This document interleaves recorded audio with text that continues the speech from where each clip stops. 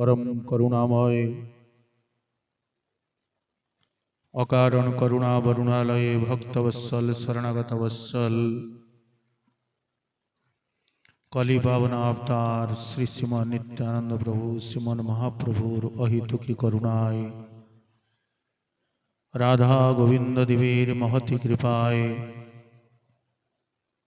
गौड़ीय संप्रदाय आचार्य वर्य श्रील कृष्णदास कविराज गोस्वामी पादेर विरचित श्री श्री चैतन्य चरितामृत महाप्रभुर पावन चरित्र कथा श्रवणेर दिव्य अवसर आमादेरके प्राप्त होच्छे ये भगवानेर अहितुकी करुणा।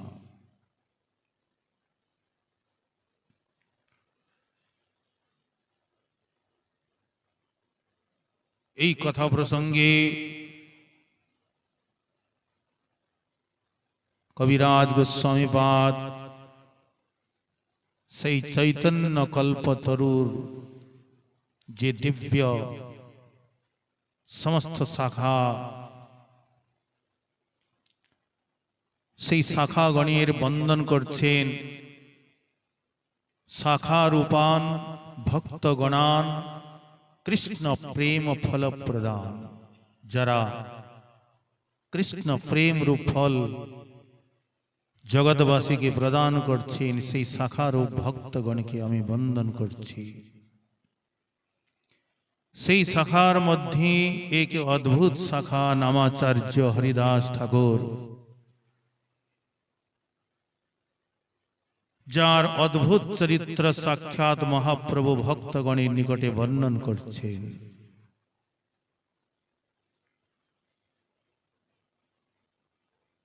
सर्वभूत वत्सल सवार हितकारी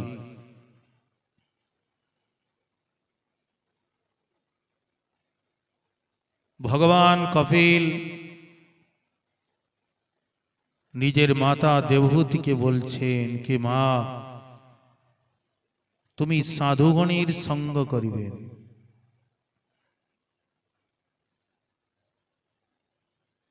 माता देवहूति बोलছেন साधुदेर संग करिब तादेरके चिनब केमन करे कोन लक्षण तितिक्षव कारुणिका श्रीहृद सर्वदेहिना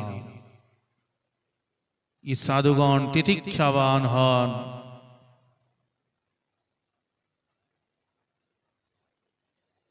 এদের হৃদয় করুণায় ভরা থাকে কারুণিকা परम करुणावान हन महान ये समस्त साधुगण आसले भगवानेर ये समस्त दिव्य गुण भगवानेर मध्य विराजमान सेई भगवानेर भक्तगणेर मध्येও सेई समस्त दिव्य गुण प्रकाशित हन। ठाकुर हरिदासेर निकटे रामचंद्र खानेर प्रेरणाय एसेछिल से वेश्या कि सत्संग रूपी तीर्थेर की महिमा दिव्य महिमा मज्जन फल देखूं तत्काला काक हो ये पिक बकहु मराला बोलছেন कि तीर्थेर तत्काल फल देखुन देरी नाई तत्काल एर फल काक हो ये फिक बकहु मराला जे काक से कोयल हो जाए जे बगुला से हंस हो जाए न हेमयानि तीर्थानि न देवा मृच्छिला मया ते पुनन्ति उरुकालेन दर्शना देव साधव। स्वयं भगवान बोलছেন ये जत जलमय तीर्थ आছেন ये तीर्थ तीर्थ नय ये जत देवता आছেন विग्रह रूपे ये देवता देवता नन ते पुनन्ति उरुकालेन এদের সেবন করলে तीर्थगणेर देवतागणेर बहुकाल पश्चात जी पवित्र है किंतु दर्शनादेव साधव दर्शनाद एव केवल दर्शन गणे दर्शन मात्रे ही साधुगणेर दर्शन मात्रे ही जीव पवित्र हो जाए। ये सत्संग रूपी तीर्थेर एमन महिमा। सत्संग किम न करोति पुंसाम सत्संग की ना करते पारे। बड़ बड़ कविगण विद्वानगण बड़ बड़ समर्थवान व्यक्तिगण वो ताराओ ये सत्संगेर महिमा की ताराओ बोलते समर्थ हन ना। सही वेश्या हल परम महांती बड़ बड़ वैष्णव दर्शन जानती। ये पारसमणि जे परसमणि से परसमणि लोहा के सुवर्ण रूपे परिणत करे दे। जे पारसमणि जगतेर पारसमणि से लोहा के यदि स्पर्श करे लोहा के सोना बानिए दे। किंतु ये महात्मागण एरा यमन पारसमणि एरा जाके स्पर्श करें ताके सुवर्ण बानान ना ताके पारसमणि रूप दिए देन ताके परसमणि बानिए देन। जे वेश्या छिलो सेई ठाकुर हरिदासेर दर्शन मात्रे कोनो ना सत्संग ना कोनो दिव्य उपदेश ना कोनो साधन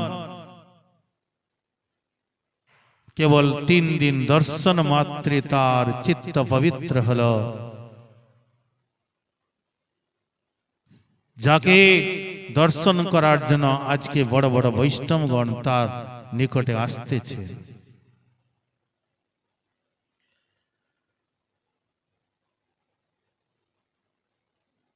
ठाकुर हरिदासेर चरणे रामचंद्र खान अपराध महत अपराध करे से बिल्कुल असुर स्वभाव के धारण करते लागलो। पूर्वे गो से वैष्णवगणेर वैष्णव धर्मेर निंदा करे अपराध अर्जन करेछिलो आरो ये अपराधे भयंकर रूप धारण करलो। श्रीमान नित्यानंद प्रभु गौड़ मंडले नाम प्रेम प्रचार करते करते सर्वज्ञ शिरोमणि सर्वज्ञ नित्यानंद आइला तार घरे आसिया रहिला दुर्गा मंडप उपरे। अनेक लोक जन संगे अंगन भरिल भीतर हईते रामचंद्र सेवक पाठाइल। सेवक के दिए बोलाচ্ছে कि गोसाई के बोले दाओ उनार संगे अनेक लोग पासे एकटी गोवालार गोवाल घर आछे विस्ता बहुत विस्तृत सेखाने चले जेते बोलो।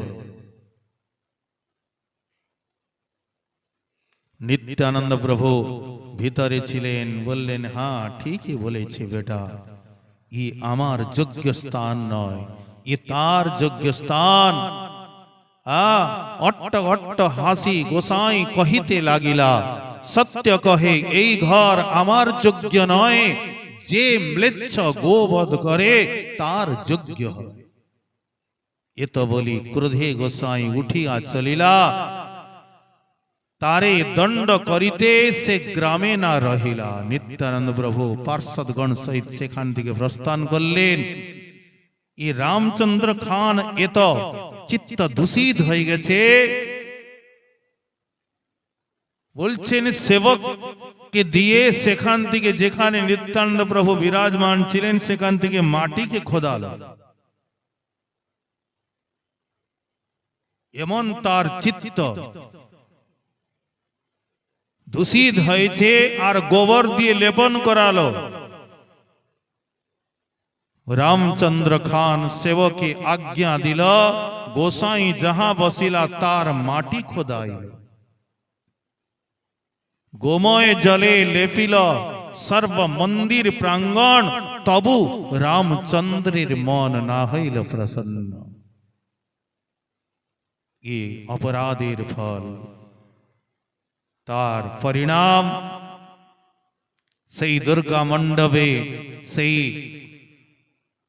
ये रामचंद्र खान दस्य वृत्ति करे राजा के कोनो टैक्स देना कर देना से जवन राजा सेखाने आसे गोवध करे और से अमेध्य रंधन करे 3 दिनेर मध्य समस्त ग्रामेर उजाड़ हो गेल सबाई के बंदी बानिए और निये पालिए जाए ये अपराध एत भयंकर रूप जाति धन जन खानेर सब नष्ट हईल बहुदिन पर्यंत ग्राम उजाड़ रहिल महांतेर अपमान जे ग्रामे देशे हय एक जनेर दोषे सब देश हय खाय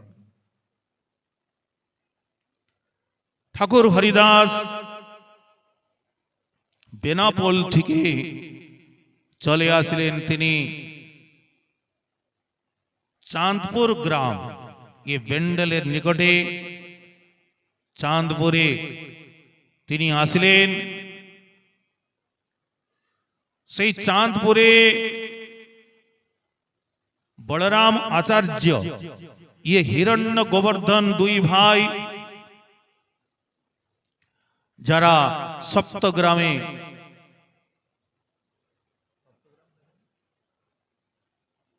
आदि सप्तग्राम हिरण्य गोवर्धन दुई भाई मुलुकेर मजुमदार मजुमदार माने एकटी पदवी एकटी सरकारी बहुत उच्च पदवी जरा राज माने राज्येर समस्त हिसाब पत्र देखें एत बड़ पदवी दुई भाई 12 लाख स्वर्ण मोहर जादेर वार्षिक आय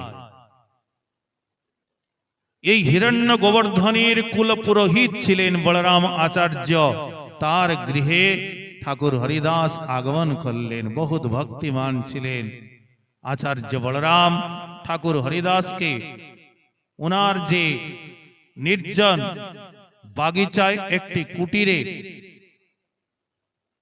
অবস্থান করতে দিলেন ঠাকুর হরিদাস এখানে 3 লক্ষ নাম জপ করতেন और बलराम आचार्य गृहे तिनी भिक्षा करतेन सेई बलराम आचार्य बहुत बड़ा पंडित छिलेन हिरण्य गोवर्धन दुई भाईर एकमात्र पुत्र रघुनाथ दास सेखाने संस्कृत अध्ययन करते आसतेन रघुनाथ दास बालक करे अध्ययन हरिदास ठाकुरे जाई करे दर्शन हरिदास कृपा करे ताहार उपरे सेई कृपा कारण हईल तारे चैतन्य पाइबारे कारण ये कृष्णेर चरणे जे रतिमती बिना महत्पाद रजोभिषेक महत् कृपा बिना कोनो कर्मे भक्ति नय कृष्ण कृपा दूरे रहो संसार ना हय क्षय ठाकुर हरिदासेर कृपाते रघुनाथ दास गोस्वामी पादेर चित्ते वैराग्य उत्पन्न हल और तिनी संसार त्याग करे से दिव्य कठोर उनार जे वैराग्य सबाई शुनेछेन आगेও আমরা শ্রবণ করব तो ये ठाकुर हरिदास के एक दिन बलराम आचार्य जखन हिरण्य गोवर्धनेर सभाय जेतेन से हिरण्य गोवर्धनेर सभाय बड़ बड़ पंडितगण हिरण्य गोवर्धन दुई भाईओ बड़ पंडित छिलेन उनार सभाय बड़ बड़ पंडित ब्राह्मणगण तारा उपस्थित थाके नदियार ब्राह्मणगण ये नदियार ब्राह्मणगण के सब प्रकार सहानुभूति करतेन अर्थ दिए तादेरके स्थान दिए सब प्रकारे धर्मात्मा छिलेन दुई भाई जखन हरिदास ठाकुरेर নাম প্রতি এমন নিষ্ঠা তারা শুনলেন বলরাম আচার্যের মুখে। সবাই নিবেদন করলেন কি একদিন আমাদের সভায় উনাকে আগমন করতে বলুন না। বলরাম আচার্য বহুত মিনতি করিয়া মজুমদারের সভায় আইলা ঠাকুর লইয়া। একদিন হরিদাস ঠাকুরকে আনলেন। ঠাকুরকে দেখা মাত্র সমস্ত পণ্ডিতগণ ব্রাহ্মণগণ দাঁড়িয়ে ওনাকে সম্মান করলেন, প্রণাম করলেন, পায়ে পড়ি আসন দিলা করি আসনমান। অনেক পণ্ডিত সভায় ব্রাহ্মণ সজ্জন দুই ভাই মহাপণ্ডিত হিরণ্য গোবর্ধন হরিদাসের গুণ সবে কহে পঞ্চমুখে। শুনিয়া দুই ভাই মনে পাইল বড় সুখে। যখন ব্রাহ্মণগণ ঠাকুর হরিদাসের মহিমা গান করছেন তো হিরণ্য গোবর্ধন, কারণ ব্রাহ্মণ সহজে কারুর প্রতি তারা অনুরাগী হন না। তারা যখন ঠাকুর হরিদাসের প্রশংসা করছেন হিরণ্য গোবর্ধন দুই ভাই প্রসন্ন হলেন। তা মানে ঠাকুর হরিদাসের মহিমা অত্যন্ত অদ্ভুত হবেই, এতে কোনো সংশয় নাই। 3 লক্ষ নাম ঠাকুর করেন কীর্তন, নামের মহিমা উঠাইল পণ্ডিতের গণ। যখন শুনলেন দিবারাত্র ঠাকুর হরিদাস উচ্চ স্বরে সংখ্যাপূর্বক 3 লক্ষ নাম গ্রহণ করেন, পণ্ডিতগণ বললেন এ নামের মহিমা একটু আমাদেরকে অবগত করান। তো বিভিন্ন প্রকার শাস্ত্রজ্ঞ ছিলেন, পণ্ডিতগণ ছিলেন। তো পণ্ডিতগণ নিজে নিজের যারা যেমন অনুভব, কেউ বলছেন কি কেহ বলে নাম হইতে হয় পাপ অক্ষয়। এক পণ্ডিতজি বলছেন নাম গ্রহণ করলে জীবের সমস্ত পাপ নষ্ট হয়। দ্বিতীয় পণ্ডিত বলছেন না না না, কেবল পাপ নষ্ট হয় না, পাপও নষ্ট হয় আর মোক্ষও প্রাপ্তি হয়। কেহ বলে নাম হইতে জীবের মোক্ষ হয়। নিজে নিজের অনুভব সবাই ব্যক্ত করছেন। ঠাকুর হরিদাস বললেন পণ্ডিতগণ এ পাপ ক্ষয়ে মোক্ষ প্রাপ্তি এ নামের ফল নয়। হরিদাস কহে নামের এই 2 ফল নয়, নামের ফলে কৃষ্ণ পদে প্রেম উপজয়। যে প্রেম যাকে শাস্ত্র বললেন সুদুর্লভা, দুর্লভ বললেন না, সুদুর্লভ বললেন। কারণ ইয়ে ভগবান ভক্তি দিয়ে থাকেন, মুক্তি দিয়ে থাকেন, সিদ্ধি দিয়ে থাকেন, কিন্তু সহজে তিনি এই ভক্তি সম্পদ দেন না। সহজে দেন না, দেন না তা নয়, দেন, কিন্তু সহজে দেন না। হরি ভক্তি সুদুর্লভা। ঠাকুর হরিদাস বলছেন নামের ফল সেই কৃষ্ণ পদে প্রেম প্রাপ্তি, এইটা নামের আসল ফল। এ পাপ ক্ষয় নামের ফল নয়, এ মোক্ষ প্রাপ্তি এ নামের ফল নয়। একটি ভাগবত থেকে একটি প্রমাণ দিলেন।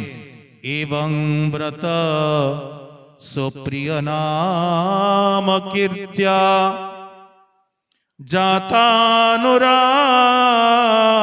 দ্রুত চিত্ত উচ্চৈ হসত্যথরো দিতিরোথি গায়ত তন্মাদ বনৃত্যতি লোকবাহ্য। এবং ব্রত, ব্রত মানে সংকল্প পূর্বক, যারা নিয়ম পূর্বক সুপ্রিয় নাম কীর্ত্য়া, নিজের প্রিয় যে নাম, ভগবানের নাম যে প্রিয় নাম, প্রিয় নাম অর্থে যে নামে যে জীবের রুচি হয়, এর গূঢ় তাৎপর্য গুরু প্রদত্ত নাম। গুরু প্রদত্ত নামের দ্বারা হি সেই জীবের কল্যাণ হবে। কারণ মহাত্মাগণ বললেন, যেমন একটি কোন শিশুর জন্ম হলো, সে শিশু কার দুগ্ধ পান করে পুষ্ট হবে? নিজের মায়ের দুগ্ধ পান করবে না আরো কারুর দুগ্ধ পান করবে? নিজের মায়ের দুগ্ধ পান করলে সে বালক পুষ্ট হবে, অন্য কারুর নয়। সেই প্রকার গুরু প্রদত্ত নামে, গুরু প্রদত্ত যে বস্তু তাতে বিশ্বাস রাখলে, ভক্তমালে আমরা শুনেছিলাম একবার কাশীতে এক বেশ্যা ছিল। সে যে সময়ে গঙ্গা স্নান করতে যেত সেই সময় এক মহাত্মা স্নান করতেন। রোজ গঙ্গা থেকে উঠে মহাত্মাকে প্রণাম করে বলতো কি মহাত্মাজি আমাকে একটি মন্ত্র দেন না, আমার উদ্ধার হবে কি করে? মহাত্মা ক্রোধিত হয়ে তাকে গালি দিতেন, যা সর এখান থেকে। রোজ এই প্রকার বলতো। সেই মহাত্মা বলতেন, কিন্তু সে রোজ তার নিয়ম ছিল সে মহাত্মাকে প্রণাম করিবেন আর উনাকে এই প্রকার মন্ত্রের জন্য যাচনা করিবেন। একদিন মহাত্মা ক্রোধিত হয়ে বললেন, যা ঢেকি জপ করে যা। ক্রোধিত হয়ে বললেন, কিন্তু সে বেশ্যা মনে করলো এইটাই আমার গুরুদেব আমাকে মন্ত্র দিয়েছে। সেই মহাত্মা কে নিজের মনে শ্রদ্ধা আসনে বিরাজমান করিয়ে ঢেকি ঢেকি জপ করতে লাগলো। তার যে নিষ্ঠা, সেই নিষ্ঠাই সে অদ্ভুত ফল প্রদান করলো। সে ঢেকি জপ করতে করতে তার যে গুরু চরণে নিষ্ঠা, সেই নিষ্ঠার ফলে সে সিদ্ধি লাভ করে নিল। সে গঙ্গার উপরে জলের উপরে হেঁটে পার করে যেত। কাশীতে প্রচার হয়ে গেল, হে ভগবান, এমন দিব্য সাধিকা গঙ্গার জলের উপরে হেঁটে হেঁটে চলে যেত, চলে যায়। ভিড় লেগে গেল তাকে দর্শন করার জন্য। একদিন মহাত্মা, সেই মহাত্মা স্নানে এসছেন, দেখছেন বহুত ভিড়। জিজ্ঞাসা করলেন, কিসের ভিড় ভাই? বলে, महात्मा जी एक देवी एक साधिका তিনি গঙ্গার জলের উপরে হেঁটে হেঁটে চলে যান। কি বলছো? বলে, দেখবেন এখনই আসবে। আর সেই বেশ্যা এসেছে গঙ্গার জলের উপরে হাঁটতে হাঁটতে, দেখছে গুরুদেব, গুরুদেবকে গিয়ে প্রণাম করছে, গুরুদেব প্রণাম। সে তো মহাত্মাজি অবাক হয়ে গেলেন, আমি তোমার গুরুদেব কখন? আমি তো তোমাকে কোনো মন্ত্র প্রদান করি নাই। বললে, না, বহুদিন পূর্বে মনে করুন মহারাজ, আমি আপনার কাছে মন্ত্র চেয়েছিলাম, আপনি আমাকে ঢেকি বলে মন্ত্র প্রদান করেছিলেন। আসলে এই যে গুরুর চরণে যে নিষ্ঠা, সেই নিষ্ঠাই সবকিছু প্রদান করে দে। একলব্য ইয়ে জাতিতে সবর ছিল। যখন দ্রোণাচার্যের নিকটে শস্ত্র বিদ্যা শিক্ষা করতে যায়, দ্রোণাচার্য মানা করে দিলেন, আমাদের এখানে ক্ষত্রিয় বালক ছাড়া অন্য কাউকে শিক্ষা প্রদান করা যায় না। কিন্তু একলব্য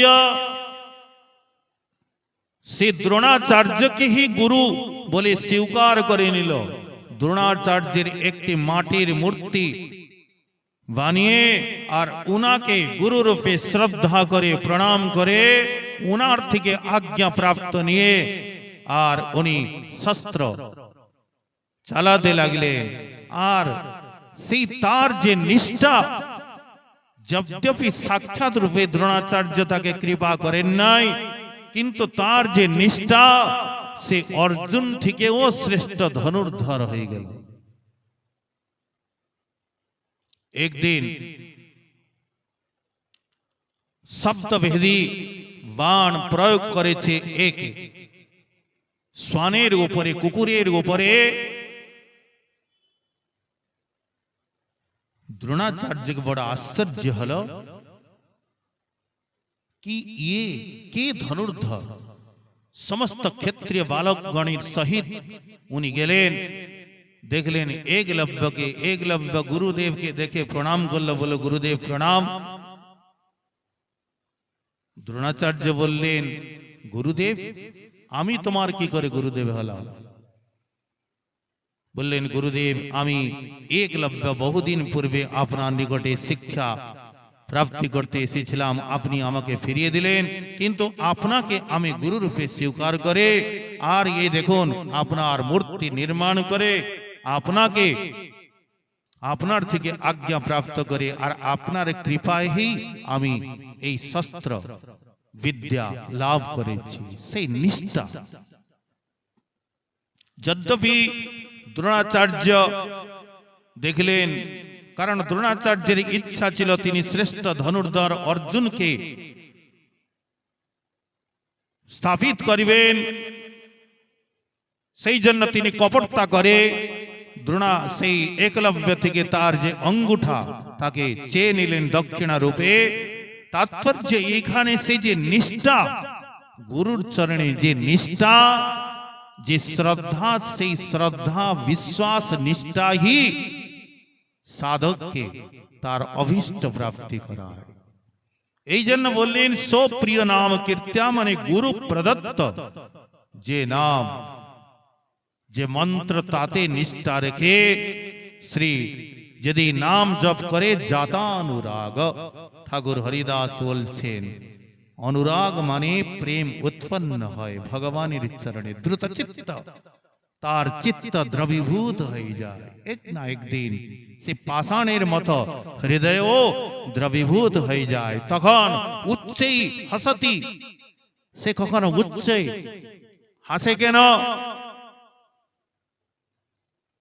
সেই ভগবানের যে সমস্ত অদ্ভুত অদ্ভুত লীলাকে স্ফূর্তি প্রাপ্ত হয়, ভগবানের সেই দিব্য রূপ দিব্য লীলাকে দেখে সে কখন হাসে, আবার রোদিতি কখন রোদন করে, যখন কোন লীলা স্ফূর্তি হয় না, নিজেকে অপরাধী মনে করে, কৃপা থেকে বঞ্চিত মনে করে, সে কখন উচ্চ স্বরে রোদন করে, ব্যাকুল হয়।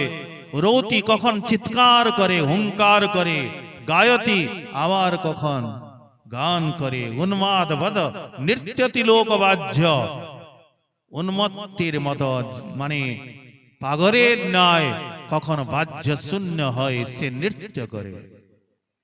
ঠাকুর হরিদাস বলছেন এ নামের ফল কৃষ্ণ চরণে প্রেম প্রাপ্তি করায়। যে প্রেম পঞ্চম পুরুষার্থ বললেন, যে প্রেম সুদুর্লভ বললেন, এ পাপ অক্ষয় নামের ফল নয়। এ নামা ভাসে আনুষঙ্গিক ফল নামের মুক্তি পাপ নাশ, এ নামের আনুষঙ্গিক ফল। এ পাপ আগে আরেকটি দৃষ্টান্ত দিলেন আনুষঙ্গিক ফল। আনুষঙ্গিক অর্থ কি? আনুষঙ্গিক ফল নামের মুক্তি পাপ নাশ, তাহার দৃষ্টান্ত যাইছে সূর্যের প্রকাশ। যেমন সূর্য উদয় হলে অন্ধকার আপনা আপনি চলে যায়, অন্ধকার যায় না, সূর্য উদয় হবার আগেই অন্ধকার নাশ হয়ে যায়। তদ্রূপ আমাদের পরম গুরুদেব শ্রীপাদ বাবাজি মহারাজ বলছেন, যদি কেহ নাম বলবো এই মনে করে, যদি কেহ নাম বলবো এই মনে করে, আগেই তার পাপ তাপ সব পলায় দূরে। পাপও যায় তাপও যায়। তাপ মানে ভয়, তাপ মানে যত প্রকার ক্লেশ সেও যায়। যদি কেহ নাম বলবো, এই শ্লোকেরই রূপান্তর। যদি কেহ নাম বলবো এই মনে করে, সূর্যোদয়ের পূর্বে, সূর্য উদয়ের পূর্বে অন্ধকার রাশির মতো পাপ তাপ সব পলায় দূরে। যেমন সূর্য উদয় হয় নাই, সূর্য উদয়ের পূর্বে অন্ধকার নাশ হয়ে যায়, আর সূর্য উদয় হলে কি হয়? সমস্ত প্রকার যে অন্ধকার থাকলে চোর দস্যুর ভয় থাকে, ভয় থাকে কি নাই? রাস্তায় যাচ্ছি, কোন জীব জন্তু তো নাই, কোন সাপ তো নাই, বিচ্ছু তো নাই, ভয় থাকে কি নাই? ভয় বিলকুল থাকে। সূর্য উদয় হলে ভয় নাশ হয়ে যায়, সমস্ত অন্ধকার নাশ হয়ে যায়। তদ্রূপ ये নাম বলার আগে তার যে অজ্ঞান রূপ অন্ধকার পাপ নষ্ট হয়ে যায় আর ভয় নষ্ট হয়ে যায়। আর সূর্য উদয় হলে আরেকটি কাজ হয়, সব প্রকার মঙ্গল কার্য হয়। কোথায় ঘড়ি, কোথায় ঘন্টা, কোথায় আরতি, স্নান, ভগবান নাম সংকীর্তন, সব প্রকার মঙ্গল হয়। তো এখানে মঙ্গল কি বলে? মঙ্গল হলো প্রেম প্রাপ্তি, ভগবানের চরণে তার প্রেম প্রাপ্তি হয়। অহং অংহ সহরত অখিলম সকৃত উদয়া দেব সকল লোকস্য তরণী রিব তিমির জলধিং জয়তি জগন মঙ্গল হরির নাম। अखिलम अंग सहरत माने समस्त पाप के नष्ट करे। सकृत उदयाद एवं सकृत माने एक बार जे नाम उच्चारण करे, जार मुखे ये नाम उच्चारित है, सकल लोकस्य समस्त लोकेर समस्त पाप राशि नष्ट करे। तरणी रीव तिमिर जलधिं, तिमिर माने अंधकार राशि के, अंधकार समुद्र के, तरणी रीव जेमन सूर्य नाश करे तद्रूप समस्त पापेर नाश है। एमन जे भगवानेर मंगलमय नाम जयति, उनार जय हो।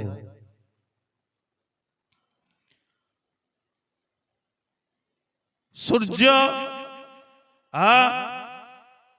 ठाकुर हरिदास बोलছেন, তৈছে নাম দয়ারম্ভে পাপাদির ক্ষয়, নাম উদয় হইলে কৃষ্ণ পদে হয় প্রেমোদয়। মুক্তি তুচ্ছ ফল হয় নামাভাস হইতে, যে মুক্তি ভক্ত না লয় কৃষ্ণ চাহে দিতে। তোমরা বলছো নামের ফল মুক্তি, বললে না না, মুক্তি তুচ্ছ ফল হয় নামাভাস হইতে। নামের ফল মুক্তি নয়, নামাভাসের ফল। বলে অজামিল সাখী, অজামিল নাম উচ্চারণ করে নাই, নামাভাস হয়েছিল, সেই নামাভাসে তাকে মুক্তি প্রাপ্তি হলো। আর যে মুক্তিকে ভক্তগণ নিতে চান না, ভগবান দিতে চান, কিন্তু ভক্ত সেই মুক্তিকে স্বীকার করেন না। যখন এই সিদ্ধান্তকে ঠাকুর হরিদাস হিরণ্য গোবর্ধনের সভায় রাখলেন, সেই সভার মধ্যে এক ব্রাহ্মণ ছিল, নাম ছিল গোপাল চক্রবর্তী। এক ব্রাহ্মণ, বহুত রূপে, বহুত রূপবান ব্রাহ্মণ ছিল, সুন্দর ব্রাহ্মণ ছিল। দাঁড়িয়ে গেল, বলছেন শুনুন পণ্ডিতগণ, এসব ভাবুক গণের সিদ্ধান্ত, একটা ভাবনায় এসে কিছু বলে দিলে হলো কি মুক্তি তুচ্ছ ফল হয় নামাভাস হইতে? ক্রুদ্ধ হইয়া বলে সেই সরস বচন ভাবুকের সিদ্ধান্ত শুনো পণ্ডিতের গণ। কোটি জন্মে ব্রহ্ম জ্ঞানে যেই মুক্তি নয়, আর এই কহে নামাভাসে সেই মুক্তি হয়। কোটি জন্মে সেই ব্রহ্ম জ্ঞানে যে মুক্তি প্রাপ্তি হয় না, আর ইনি বলছেন কি না কি নামাভাসে সেই মুক্তি হয়ে যাবে। ঠাকুর হরিদাস বলছেন, ভাই কেন সংশয় করছো? ये আমি বলছি না, ये শাস্ত্র বলছে, আর শাস্ত্র প্রমাণও দিচ্ছে। হরিদাস কহে কেন করহ সংশয়, শাস্ত্রে কহে নামাভাসে মাত্রে মুক্তি হয়। ভক্তি সুখ আগে মুক্তি অতি তুচ্ছ হয়, অতএব ভক্তগণে মুক্তি না ইচ্ছয়। সেই ভক্তির যে সুখ, তার সম্মুখে, তার আগে মুক্তি কিছুই নয়। ये একটি শ্লোককে এখান থেকে তুললেন পুরাণ থেকে কি ধ্রুব মধুবনে যখন ভগবত দর্শন পেয়েছেন তো তিনি ভগবত দর্শন প্রাপ্ত করে ধ্রুবজি বলছেন কি প্রভু আপনার সাক্ষাৎকারে মানে যে আনন্দকে আমি অনুভব করছি বলছেন তার সম্মুখে এই যে ব্রহ্মানন্দ ব্রহ্মশোক একটি গোস্পদের নাম তৎসাক্ষাৎকরণ লাদ বিশুদ্ধ চিত্তস্য বিশুদ্ধাব্ধি চিত্তস্য স্থিতস্য মে সুখানি গোস্পদায়ন্তে ব্রহ্মণ্যাপি জগদ্গুরু হে জগদ্গুরু যে ব্রহ্মশোক তাকে সে গোস্পদায়ন্তে একটি গোস্পদ মানে সে গোখুরের ন্যায় মানে অতি সামান্য অতি অল্প আমাকে বোধ হচ্ছে তো এই জন্য ঠাকুর হরিদাস বলছেন মুক্তি অত্যন্ত তুচ্ছ ফল হে ব্রাহ্মণ এই শাস্ত্র বলছেন কেন তুমি সংশয় করছো কিন্তু তথাপি সে ব্রাহ্মণ কারণ ভক্তিহীন যে চিত্তে বিশ্বাস উৎপন্ন হয় না ব্রাহ্মণ শান্ত হলো না আরো ক্রোধিত হয়ে গেল আর ঠাকুর হরিদাসের চরণে অপরাধ করে ফেলল বিপ্র কহে নামাভাসে যদি মুক্তি নয় তবে তোমার নাক কাটি করহ নিশ্চয় নিশ্চয় করে বলো যদি নামাভাসে মুক্তি না হয় তবে তোমার নাককে কেটে নিব এত বড় সভার মধ্যে ঠাকুর হরিদাসকে এই প্রকার বাক্য প্রয়োগ কিন্তু ঠাকুর হরিদাসের চিত্তে না কোনো ক্রোধ না কোনো রোষ ঠাকুর হরিদাস বললেন ঠিক আছে ব্রাহ্মণ তুমি আমার নাক কেটে নাও যদি নামাভাসে মুক্তি নয় আমি তো আমার কথা বলছি না এ শাস্ত্র বলছেন হরিদাসে কহে যদি নামাভাসে মুক্তি নয় তবে আমার নাক কাটি এই সুনিশ্চয় এইটাই সুনিশ্চয় হলো সমস্ত সভাসদগণ পণ্ডিতগণ হাহাকার করতে লাগলেন কি এ তো প্রার্থনা করে বিনতি করে ঠাকুর হরিদাসকে এই সভার মধ্যে আনা হয়েছিল আর ওনার অবজ্ঞা করা হলো সমস্ত সভাসদগণ সে পণ্ডিতকে ধিক্কার করতে লাগলেন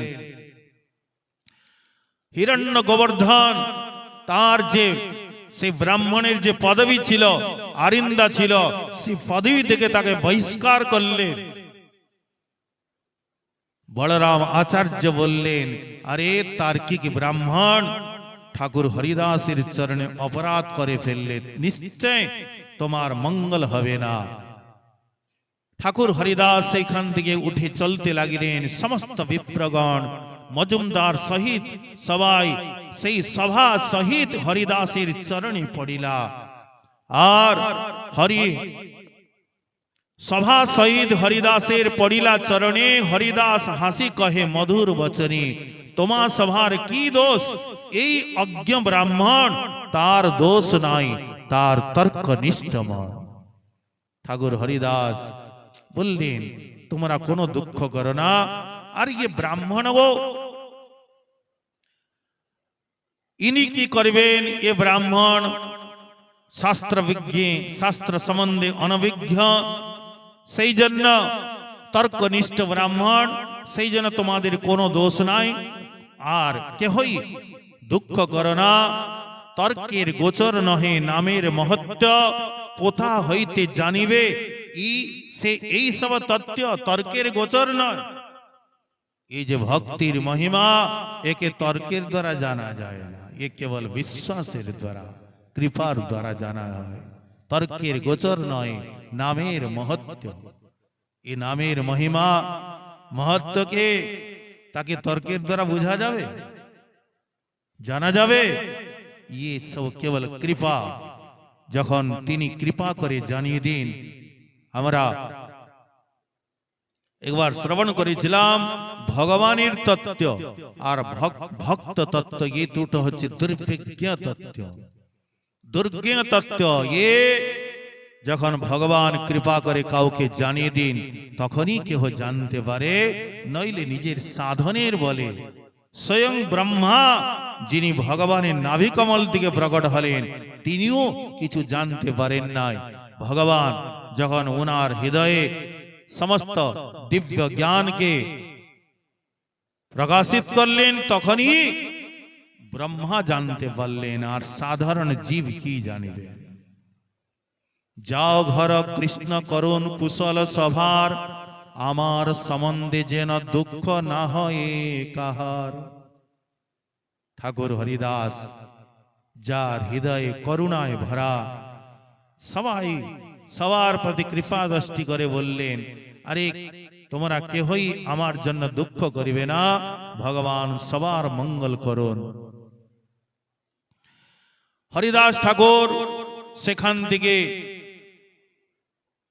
নিজের কুটিরে প্রস্থান করলেন।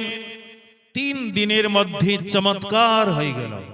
বলছেন 3 দিন মধ্যে সে বিপ্রের কুষ্ঠ হইল, অতি উচ্চ নাসা তার গলিয়া পড়িল।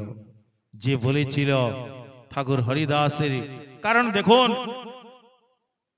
ভক্তগণ যদ্যপি তারা সমদৃষ্টি সম্পন্ন, মান অপমানের প্রতীক্ষা রাখেন না, কিন্তু ভক্তির স্বভাব অজ্ঞের দোষ ক্ষমা করে, কিন্তু কৃষ্ণের স্বভাব ভক্ত নিন্দা সহিতে না পারে। ভগবান নিজের ভক্তের যে অবজ্ঞা অপমান তিনি সেইটাকে সহন করেন না। যে ব্রাহ্মণ ঠাকুর হরিদাসের চরণে অপরাধ করেছিল, 3 দিনের মধ্যে যে বলেছিল নাসিকা নাক কেটে নিব, তার কুষ্ঠ রোগে পুরো নাসিকা তার নাকই খসে পড়ে গেল। চম্পক কলিকা সম হস্ত পদাঙ্গুলি, কোঁকড় হইল সব কুষ্ঠে গেল গলি। তাহা দেখি সব লোকের হইল চমৎকার, হরিদাসে প্রশংসে লোকে লোক করি নমস্কার। যদ্যপি হরিদাস বিপ্রের দোষ না লইল, তথাপি ঈশ্বর তারে ফল ভুঞ্জাইল। সেই বিপ্রের এই প্রকার কষ্টের কথা শুনে ঠাকুর হরিদাস মনে বড় দুঃখী হলেন। আর সেই যে বলরাম আচার্য ছিলেন ওনার থেকে আজ্ঞা নিয়ে ঠাকুর হরিদাস সেখান থেকে প্রস্থান করে শান্তিপুরে চলে আসলেন। শান্তিপুর অদ্বৈত আচার্যের সঙ্গে ওনার মিলন হলো। অদ্বৈত আচার্য হরিদাসকে দেখে ওঙ্কার করতে লাগলেন, আর ওনাকে একটি গঙ্গার তটে এক গুফায় ভজন করতে বললেন। ঠাকুর হরিদাস অহরাত্র নাম জপ করতেন, আর অদ্বৈত আচার্য প্রভু গঙ্গা জল তুলসী দিয়ে মদন গোপালের আরাধনা করতেন ভগবানকে প্রকট করার জন্য। গঙ্গা তীরে গোফা করি নির্জনে তারে দিলা, ভাগবত গীতার ভক্তি অর্থ শুনাইলা। আচার্যের ঘরে নিত্য ভিক্ষা নির্বাহন, 2 জন মিলি কৃষ্ণ কথা আস্বাদন। অদ্বৈত আচার্য গৃহে নিত্য তিনি অন্ন ভিক্ষা করতেন। একদিন ঠাকুর হরিদাস বললেন, কি আচার্য আপনি আমাকে নিত্য অন্ন ভিক্ষা দিচ্ছেন, এখানে বড় বড় ব্রাহ্মণ সব কুলীন ব্রাহ্মণ, আর আমি জবান আমাকে নিত্য ডেকে আর নিজের গৃহে অন্ন দিচ্ছেন, ব্রাহ্মণগণ কি বলিবে? আপনার কোনো ভয় নাই? অলৌকিক আচার তোমার কহিতে বাস ভয়, সেই কৃপা করিবে যাতে মোর রক্ষা হয়। আচার্য কহেনে ঠাকুর হরিদাসকে আচার্য গোসাই অদ্বৈত আচার্য প্রভু বলছেন, হরিদাস কোনো ভয় না, বিলকুল সংকোচ করিবে না। তুমি সেই আচরিব যেহি শাস্ত্র মত হয়। আমি সেই আচরণ করব যেটা শাস্ত্র আজ্ঞা দিচ্ছেন। তুমি খাইলে হয় কোটি ব্রাহ্মণ ভোজন।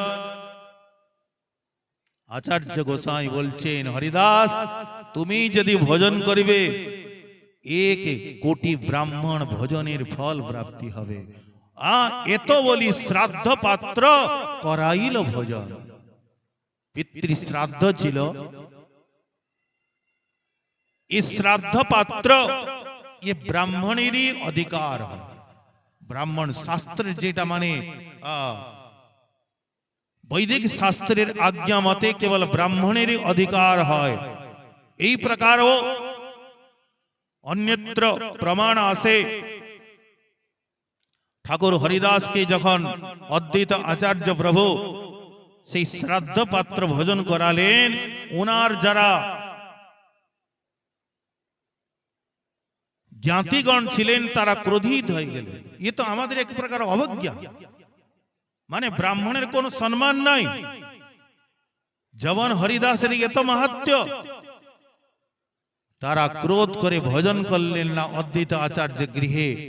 যখন জ্ঞাতিগণ ভোজন করলেন না, তো অদ্বৈত আচার্য ভোজন করলেন না, পুরো উপবাস রইলেন। পরের দিন সমস্ত জ্ঞাতিগণ লজ্জিত হলেন, আর সেই যে বাসি অন্ন ছিল তাকেই তারা সেবা করলেন। ভোজন করে আর ঠাকুর হরিদাসকে তারা দর্শন করতে গেলেন। ঠাকুর হরিদাস এই প্রকার সেখানে সেই গোফাতে ভজন করতেছিলেন। এইখানে একটি দিব্য ঘটনা ঘটে। এখানে গ্রন্থকর্তা কবিরাজ গোস্বামীপাদ বলছেন দেখুন, ये যে বিষয়ে ঘটনা এখানে ঘটে, ये সবার বিশ্বাস হবে না, কিন্তু তথাপি বিশ্বাস হোক না হোক কোনো তাতে হবে না। যেটা আর এক অলৌকিক চরিত্র তাহার, যাহার শ্রবণে লোকের হয় চমৎকার। তর্ক না করিও, তর্ক অগোচর তার রীতি, বিশ্বাস করিয়া শুনো করিয়া প্রতীত। একদিন হরিদাস গোফাতে বসিয়া নাম সংকীর্তন করে উচ্চ করিয়া।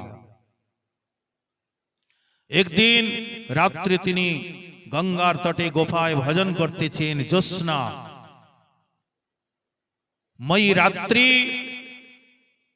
গঙ্গার যে জল বিলকুল চারদিকে ঝলমল করছে।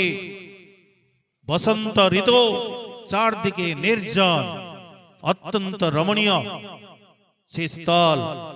এক দিব্য নারী সেখানে আগমন করলেন, যার মানে দিব্য কান্তি, দিব্য বেশভূষা, যার রূপে বড় বড় মুনিগণেরও যে চিত্ত সে হরণ হয়ে যাবে। এই প্রকার দিব্য রূপবতী এক নারী নিজের সমস্ত কঙ্কণ আদি, নূপুর আদি ধ্বনিতে চারদিকে মুখরিত করে সেখানে আগমন করলেন। তুলসীকে পরিক্রমা আর প্রণাম করে হরিদাস ঠাকুরকে তিনি প্রণাম করলেন। আর তিনি এসে হরিদাসের বন্দন করে বলছেন, জগতের বন্দ্য তুমি রূপ গুণবান, তোমার সঙ্গ লাগি মোর यथाকে প্রয়াণ। মোরে অঙ্গীকার কর হইয়া সদয়, দিনে দয়া করে এই সাধু স্বভাব হয়। এ তো বলি নানা ভাব করে প্রকাশ, যাহার দর্শনে মুনির ধৈর্য হয় না। যখন এই প্রকার সে দিব্য দেবী বলতে লাগলেন, কিন্তু এ ভগবানের এমন কৃপা,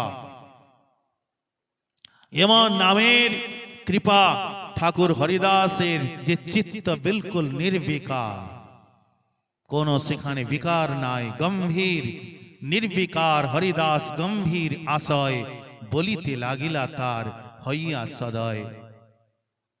আমি ঠাকুর হরিদাস বললেন কি, দেখো দেবী, আমার একটি সংকল্প, আমি 1 মাসে 1 কোটি নাম গ্রহণ করি। যতক্ষণ আমার নাম সমাপ্তি না হচ্ছে আমি তোমার কোনো প্রকার ইচ্ছা পূরণ করতে পারবো না। তুমি এই প্রকার এইখানে বসে নাম শ্রবণ করো। 3 দিন এই মত 3 দিন করে আগমন, নানা ভাব দেখায় যাতে ব্রহ্মার হরে মন। নামা কৃষ্ণ নামা বিষ্ট মন সদা হরিদাস, অরণ্যে রোদিতি হল স্ত্রী ভাবের প্রকাশ। যেমন অরণ্যে রোদন করলে কেহই শুনে না, সেই প্রকার তার সমস্ত হাব ভাব সব কিছু ব্যর্থ হয়ে গেল। অন্তত্বগত্বা তবে নারী কহে তারে করি নমস্কার, আমি মায়া করিতে আইলাম পরীক্ষা তোমার। হে ঠাকুর, আমি সাক্ষাৎ মায়া, আমি তোমার পরীক্ষা করতে এসেছিলাম। আর ব্রহ্মাদি জীবের আমি সবারে মহিল, একলা তোমারে আমি মোহিতে নারিল। আমি প্রত্যেক জীবকে সেই মায়াতে মোহিত, সমস্ত জীব আমি সবাইকে মোহিত করে রেখেছি। এক তুমি, এমনকি ব্রহ্মা পর্যন্ত আমার মায়ায় মোহিত হয়েছেন। এক তুমি, তোমাকে আমি কোন প্রকার মানে প্রভাব বিস্তার করতে পারলাম না। মহাভাগবত তুমি, তোমার দর্শনে, তোমার সংকীর্তন, কৃষ্ণ নাম শ্রবণে চিত্ত মোর শুদ্ধ হইল। চাহে কৃষ্ণ নাম লইতে, কৃষ্ণ নাম উপদেশী কৃপা করমতি। এই জন্য হে ঠাকুর, আমি তোমার মুখে কৃষ্ণ নাম প্রাপ্ত করতে চাই, আমাকে কৃষ্ণ নাম নিয়ে ধন্য করুন। সেই জন্য বলা হলো মায়া গুরু নামাচার্য জয় ঠাকুর হরিদাস। এমন ঠাকুর হরিদাসের দিব্য চরিত্র, আগেও আরো চরিত্র, সমস্ত দিব্য চরিত্র আছে। মহাপ্রভুর কৃপা হলে আমরা আগামীকাল শ্রবণ করিব। ঠাকুর হরিদাসের চরণ প্রণাম করে এইখানে আজকের কথা বিশ্রাম। बोलो सपार्षद गौरांग महाप्रभु की, श्री श्रीमान नित्यानंद प्रभु की, श्री अद्वैत गदाधर श्रीवासादि गौर भक्त वृंद की, गंगा जमुना मैया की, तुलसी महारानी की, श्री श्री चैतन्य चरितामृत की, कविराज गोस्वामी पाद की, नामाचार्य हरिदास ठाकुर की, श्री श्रीमद राधा रमन देव की, श्री श्रीपाद रामदास बाबा जी महाराज की, श्रीमद राधा चरणदास बाबा जी महाराज की, गुरु महाराज की जय। जय श्री राधे निताई गौर हरि बोल।